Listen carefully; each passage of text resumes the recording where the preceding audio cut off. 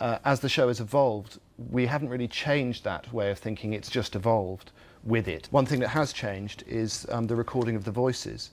What we started off doing in the very, very original pilot was having the puppeteers doing the voices. They would talk and puppeteer at the same time, and then I would re-record the voices over the top of the pictures. It's not healthy. He's got a point. That was an incredibly long, involved and complicated way around it, and additionally we wanted to make absolutely sure we got the correct voices, which wasn't always going to be the voice of the puppeteers. So when the voices were cast, we had a long discussion with Andy and Yestin, who've obviously got far more experience than I, and the conclusion that we came to was that to pre-record the voices and then shoot the puppet playback to that was the most sensible way around it. Things do change, and things do change while you're shooting. You're never going to know how long it's going to take a puppet to get from there to there. That, to an extent, can be edited around, but what we were able to do in the playback process was alter the length of a particular scene and alter gaps in between words to shoehorn a scene in. But it's like they say, isn't it? Cat, it's got 50 lives. 9. The cat's got 9 lives. What?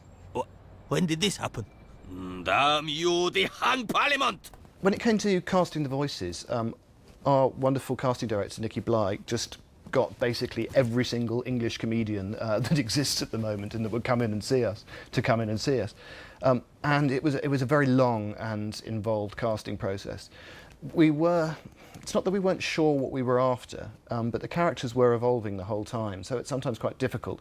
To an extent, I think what we wanted was people to come in and really just sort of claim a character for themselves. Oh God, it's Wednesday.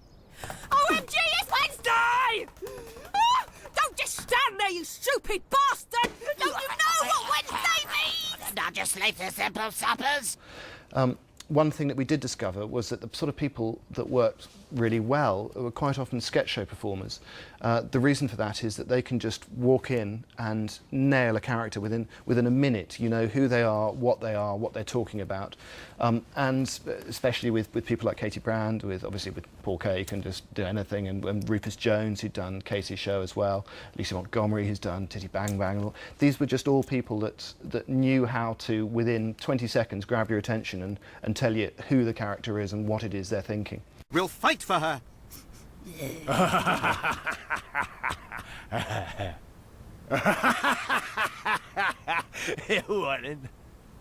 Well, I say fight. Anagram challenge?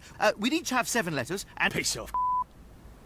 Technically that's 11, but okay. We were looking to tell a show about a bunch of wild animals. I wanted it to be about British wildlife. And the most obvious example of that really is the fox, because we wanted it to be urban, and obviously badgers were, well, not terribly urban. Although we have actually managed to squeeze a badger in, which is always lovely. What was really lovely actually was when Chris Packham came down. All the celebrities did it for different reasons, but the reason that he'd done it was because he saw an opportunity to actually make people fall in love a bit with British wildlife again.